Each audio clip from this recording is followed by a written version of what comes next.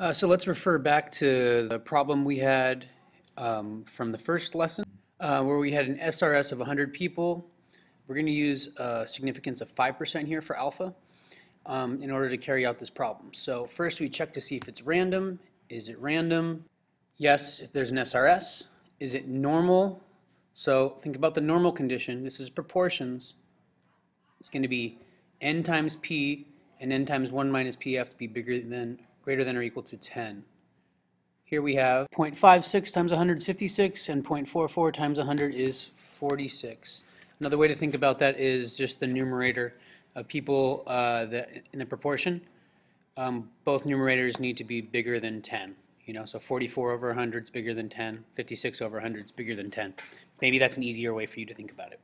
And independent, we'd have to assume that there are at least 1,000 people total in the population we're drawing from. Remember the 10% condition, and that one's the same for sample means as well.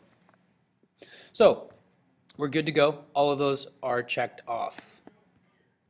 So your goal is to calculate the test statistic, the statistic minus the parameter over the standard deviation using this formula, p hat minus p over the standard deviation of the statistic, which is the square root of p hat times 1 minus p hat over n. And actually, correction, that standard deviation should be in terms of the parameter, not p hat. So that should be the standard deviation you use as the bottom. So calculate the test statistic.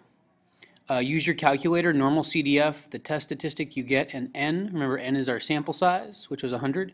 Compare it to the significance level of alpha equals 0.05 or 5%.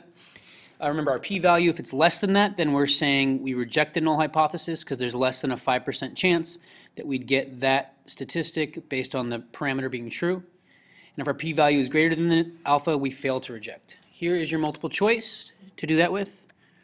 So go ahead and pause right now and determine which of these is the correct answer based on those calculations you did up there using normal CDF.